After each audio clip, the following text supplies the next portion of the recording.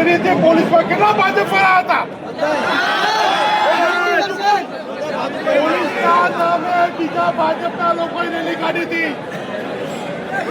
Police નથી, પોલીસની પાછળ ભાજપના કાર્યકર્તાઓ હતા. મહિલાઓની અંદર ભાજપની મહિલા મોરચાઓ ડ્રગ્સ બંધ કરાવવું, દારૂ બંધ કરાવવું હોત તો કોંગ્રેસ ભાજપ મૂકીને બધા આવી ગયા હોત, પણ નથી આયા. એ આપણે વિચારવાનું છે. આપણે આજે હું તો ભગવાનને પ્રાર્થના કરું છું કે અહીંયા બેઠેલા કોઈનો દીકરો દીકરી આ ડ્રગ્સના રવાડે ના ચડે. દારૂ તો બરોબર છે, પણ આ ડ્રગ્સના લીધે હજારો લોકોના પરિવાર બંધ થયા છે. આ પંજાબ જેવું રાજ્ય બરબાદ થઈ ગયું. અત્યારે થરાદ બરબાદ થઈ ગયું છે. અત્યારે થરાદના ગામડા બરબાદ થઈ રહ્યા છે. અત્યારે આખા ગુજરાતના ગામડાના યુવાન બરબાદ થઈ રહ્યું છે.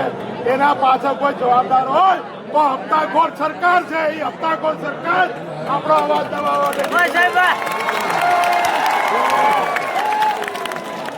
આ પોલીસ તો એક મોહરું હતું.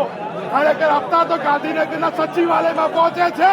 એના માટે કરીને હજારોની સંખ્યામાં વિરોધ કરાવો છો. તમે 1000 કરશો, તમે 10,000 લોકો વિરોધ કરવા માંગો.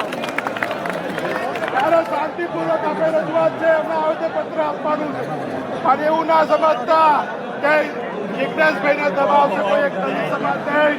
અહીંયા વાવધરાથી 18 આલમના આગેવાનો અહીંયા આવ્યા છે. 18 આલમના દરેક પાર્ટીના કાર્યકર્તા આવ્યા છે. બધાને ખબર છે આવનારા આજે બીજાના પરિવાર કરતા કાલે આપણો વારો ના આવે એના માટે આપણે શું આવ્યા છે. જય જય જય જય જય ભીમ.